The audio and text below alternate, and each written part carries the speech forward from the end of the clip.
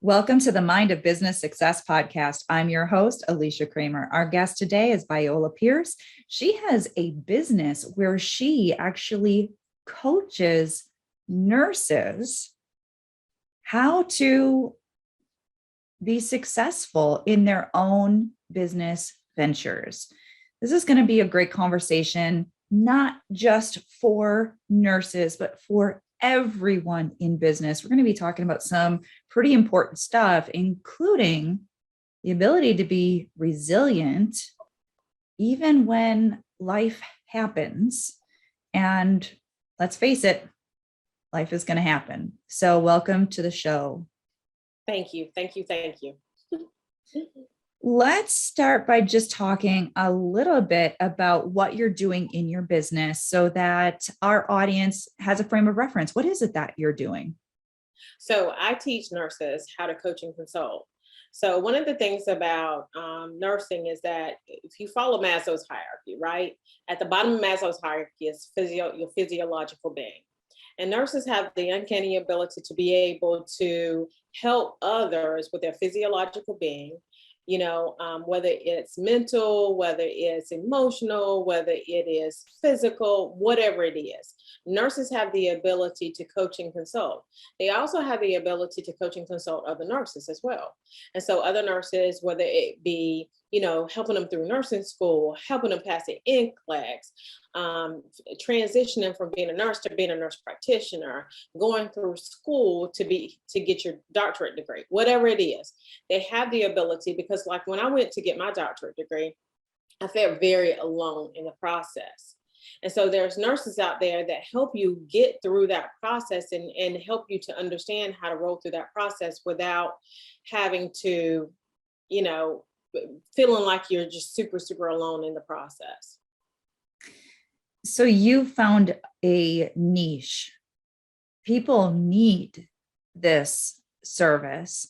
Now, obviously, not every nurse is going to, pursue this path, but I'd imagine without actually knowing what the numbers are, that it's pretty high, like the amount of nurses. And these are the types of support services that are so beneficial.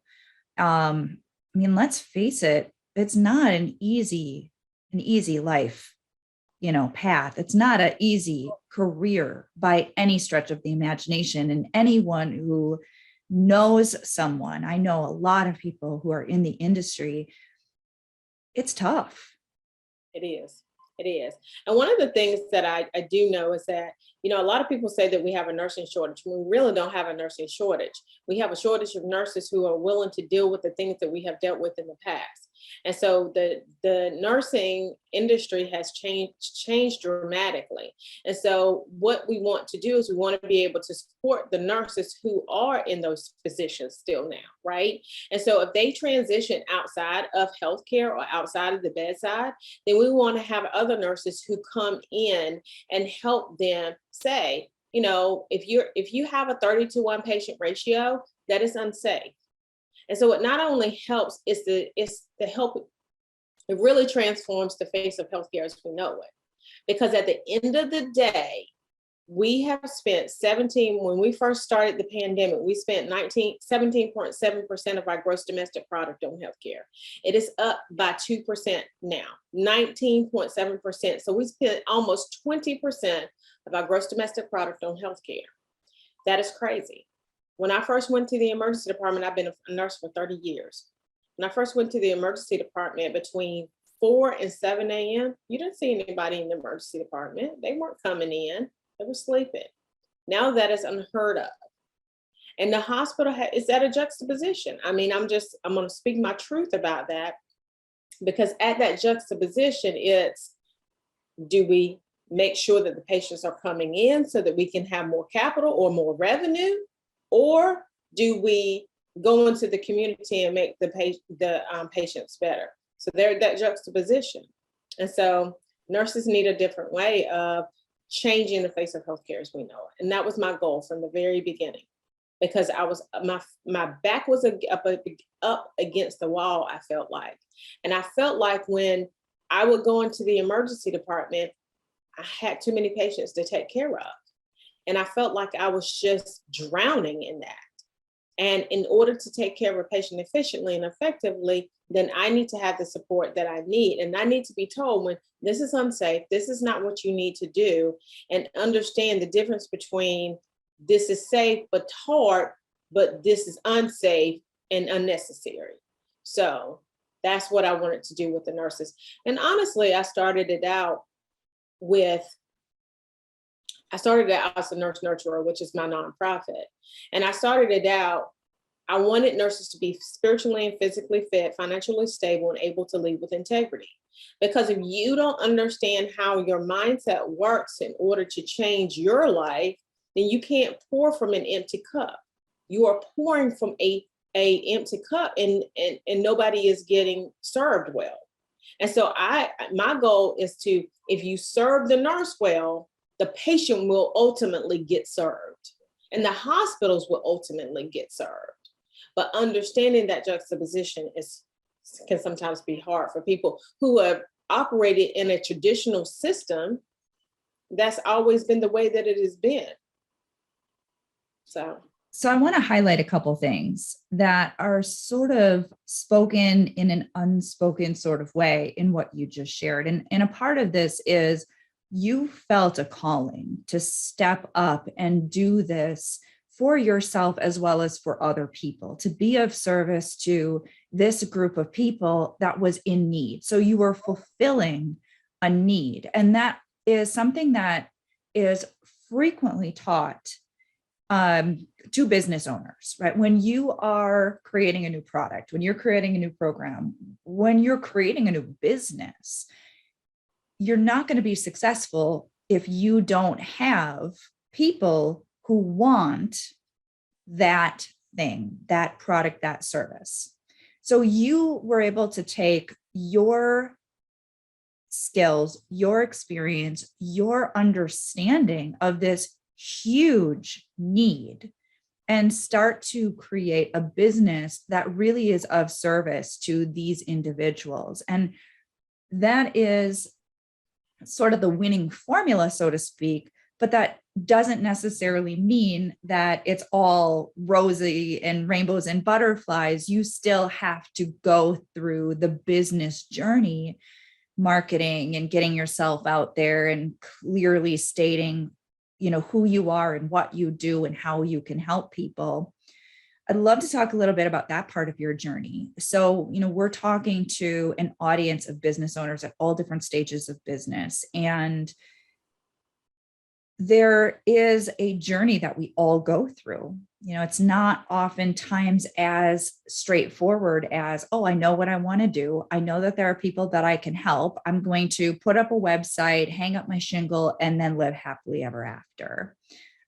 So from your perspective, and because you're working with these nurses that are transitioning into sort of doing their own thing, their own entrepreneurial journey, let's talk a little bit about that mindset. So it is, the mindset is super important.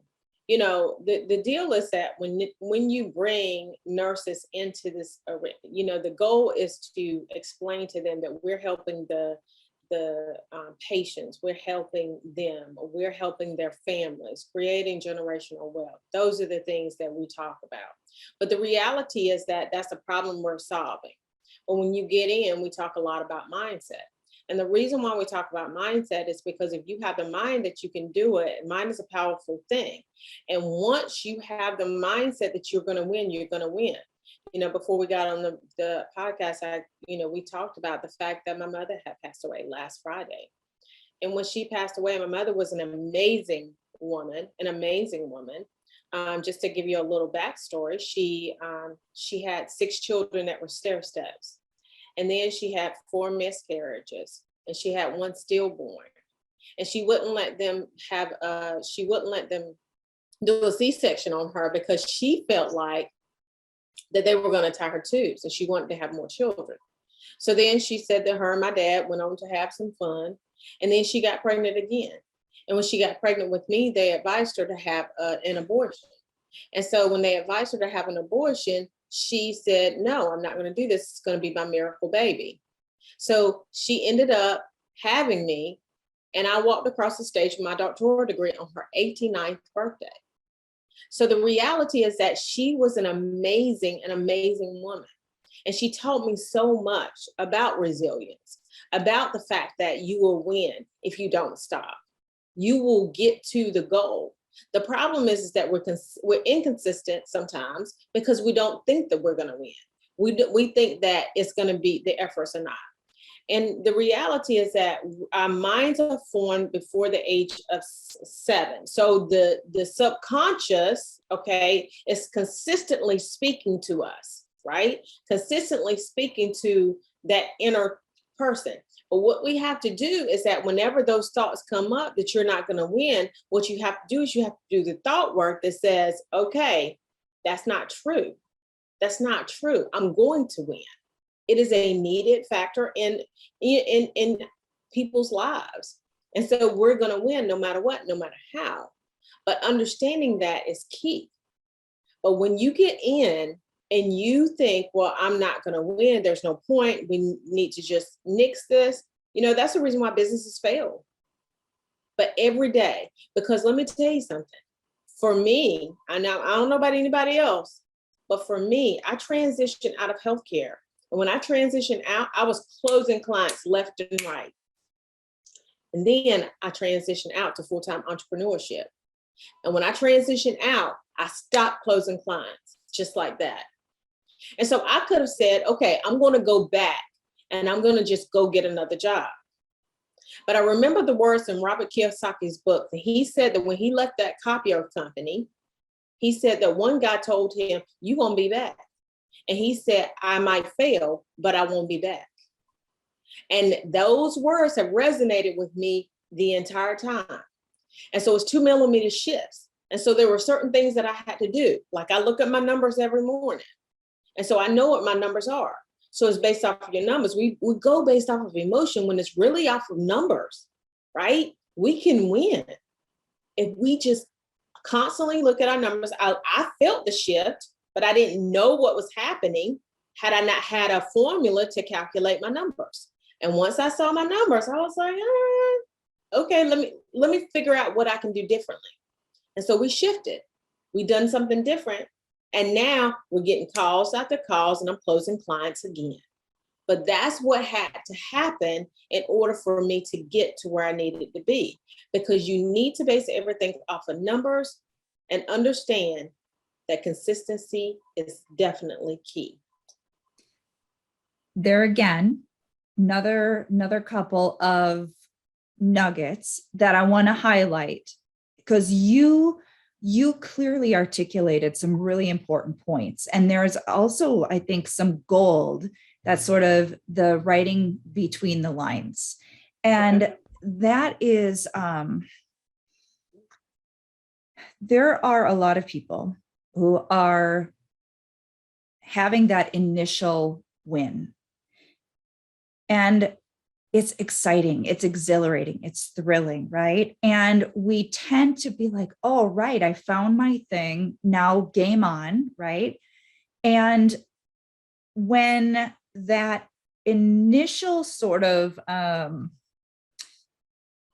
not even sure really what the right way of phrasing this is, but it's kind of like when there's something new and our mind is open to the possibilities, our energy is really high. We're really in a positive mindset, a positive vibration. We're excited and we attract really great opportunities, great experiences. But then sort of reality starts to set in. It's like when you get past the, what did they say, the 6-month period in your marriage and the honeymoon period is over. And now you're starting to notice, oh, he does that annoying clicking noise when he's chewing or whatever the thing is, right? And so you start to fixate on the things that maybe you didn't quite notice before because you were in that higher vibrational mindset. Well, now you're starting to actually focus on some of the wrong things. You're changing your mindset, you're changing your vibration. You're in a different state without even recognizing that you're sort of sliding a little bit downhill. And now you're not seeing opportunities the way that you were before. Then people hit this point where when the clients or the sales or the whatever start to slow down, it's like, oh, I was wrong and it's not meant to be. And look at me, I'm a failure. And all the emotional stuff that you were referencing starts to kick up, and they're not really being objective. They're being triggered by those unhealed, unaddressed wounds, the feelings of inadequacy, the feelings of unworthiness, the fear of failure, the fear of success, whatever it is. And now we're focused on the wrong things. And so the results continue to be stagnant until we're able to shift ourselves out of that and get ourselves focused back in the right direction. And you mentioned that consistency falters. And it makes a lot of sense, because if you're not in the right mindset, you become very inconsistent. It's true of everything, not just business. Doesn't matter if it's your healthy eating, if it's working out, going to the gym, if it's spending quality time with your spouse or your kids. Once you start to sort of fall off the happy wagon, everything kind of starts to spiral down. And so we really need to recognize that God's not punishing you. Nobody's saying you can't be successful. Nobody's saying you're a failure, you're unworthy, you're unlovable, people don't like you, what you're offering isn't important, none of that stuff. That becomes the superstitious mindset crap that we have to start to dismantle so we can get back on our right trajectory and begin to see those little tweaks, like you mentioned, right? It's like we've got to just tweak a few things and then we get back on our right path. That's right. That's right. But we don't know that we need to tweak it unless we see the numbers, right? You don't know. Like what I realized was that I had a certain number of calls that were coming in, had a certain number of applications that were coming in.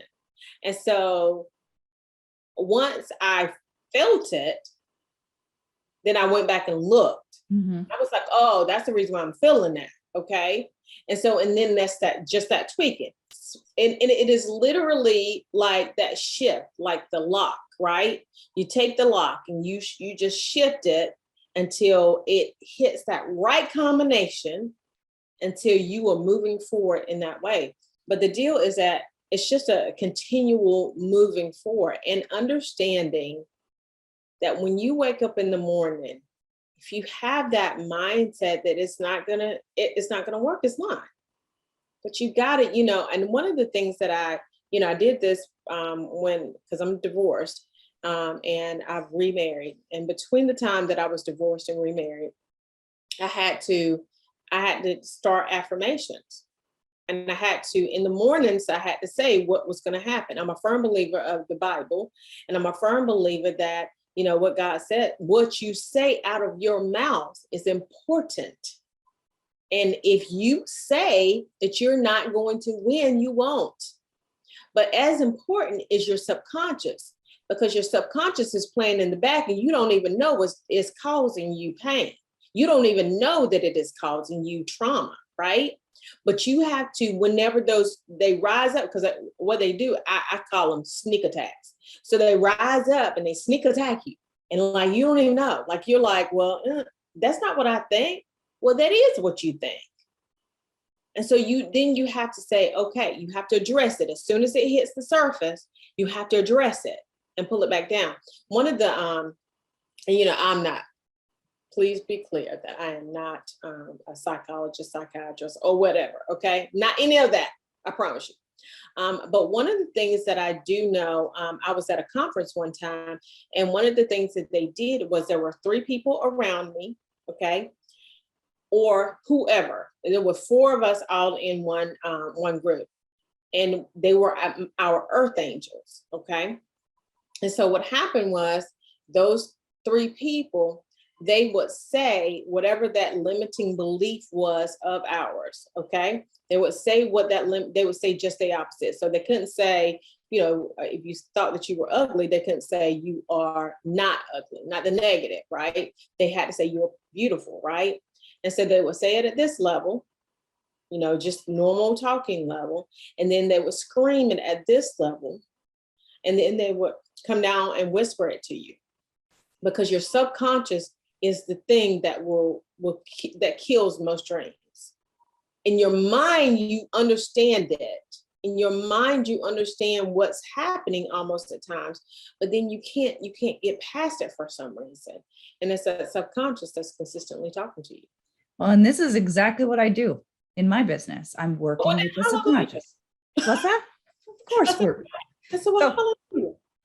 Well, okay. So let's dive into this a little bit, because by trade, I'm a certified hypnotherapist. So Okay. I've been studying the subconscious mind and my clients and all of their wacky stuff that they come to me with for many years. I observe people. I am fascinated by what makes people tick and how to get them to shift those ridiculous, disempowering beliefs.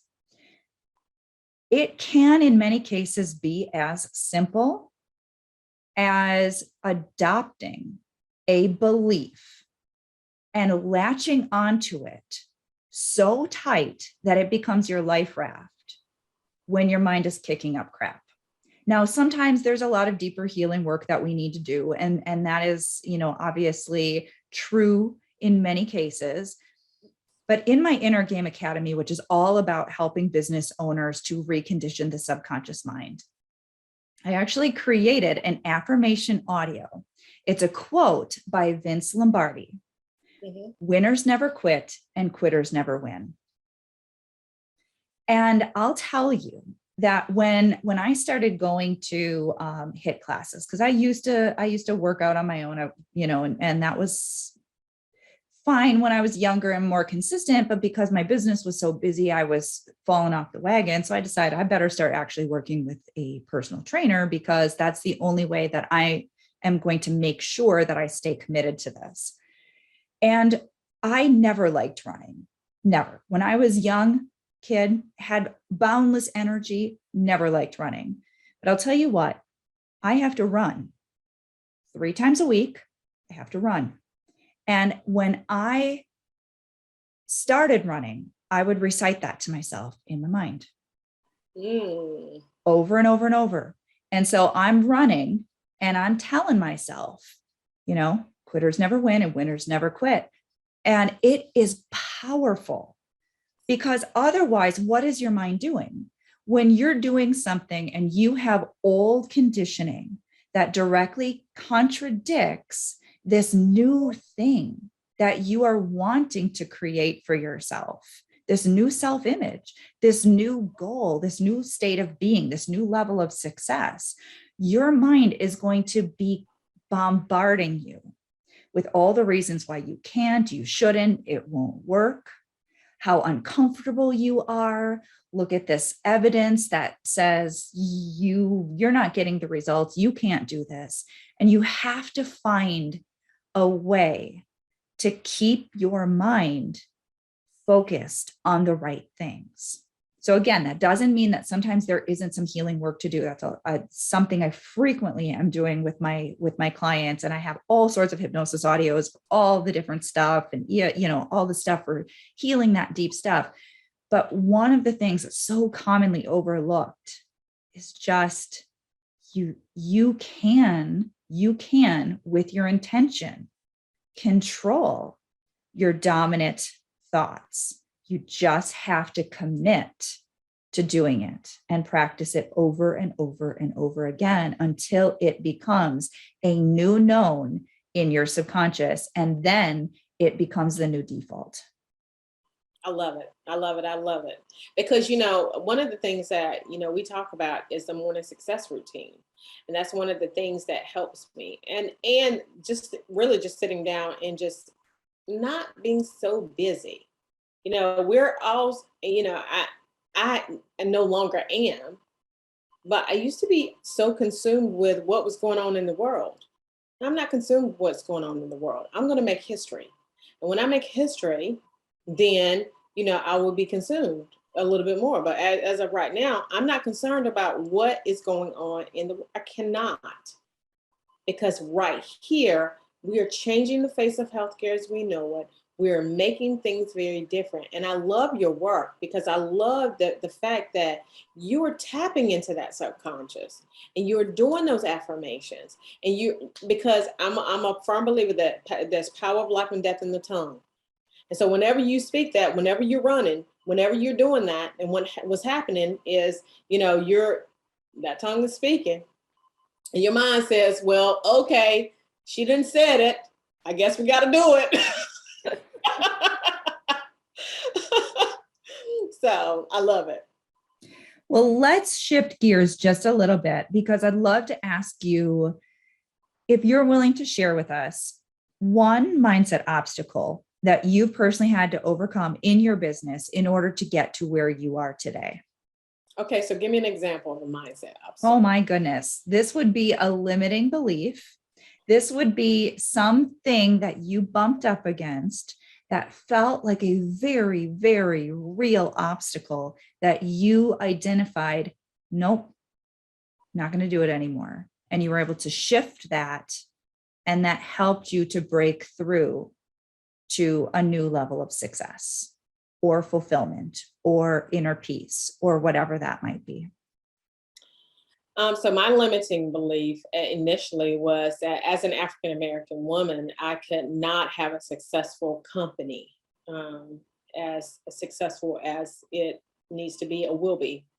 And what I had to do is I had to consistently look at the way that I overcame it was I looked at other examples of people who were successful. And so I'll just give an example of one of the things that I did, because I used to always think there's no way you can do that.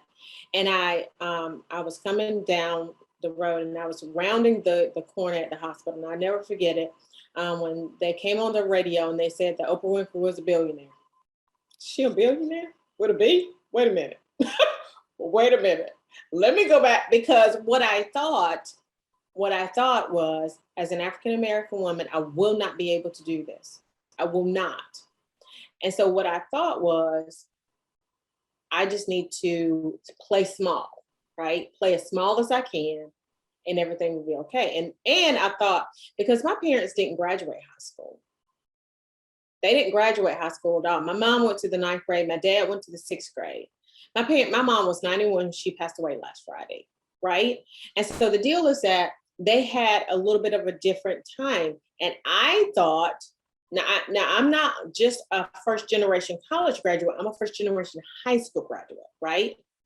I thought because I felt that they did not have what they needed in order to give to me. Because of that, then I could not win as well as other people could, right? But the deal is that the difference is the hard work.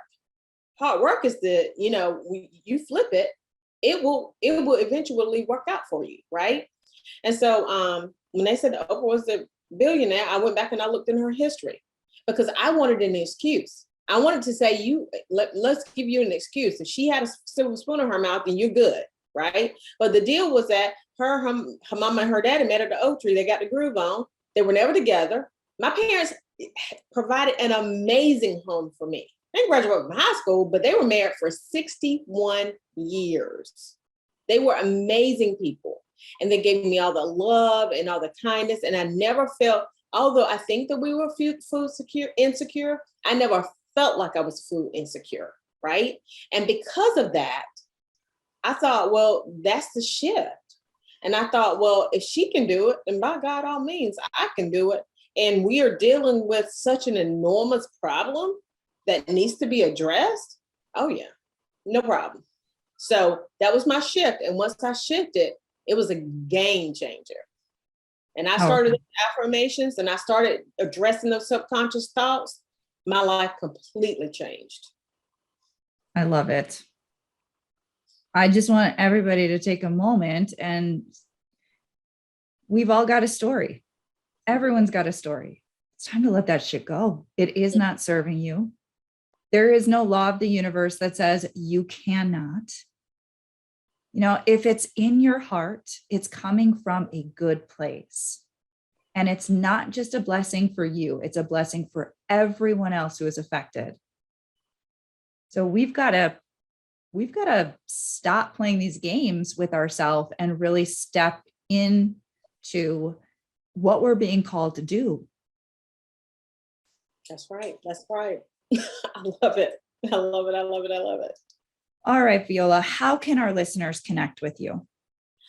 So they can connect with me several ways. So my phone number is 252-266-0111, or they can go to my website, which is V as in Victor, P as in Paul, like my name, nursing.com. Or they can just inbox me on Facebook, Instagram, wherever it is, because I'm on all of them. Wonderful.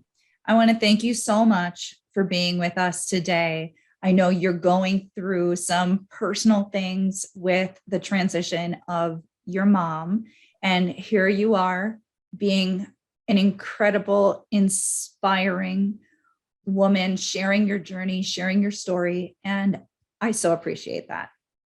Thank you. Thank you. Thank you. Thank you. And thank you to all of our listeners. If you haven't already subscribed, make sure you do so. And until next time, we will see you in the next episode.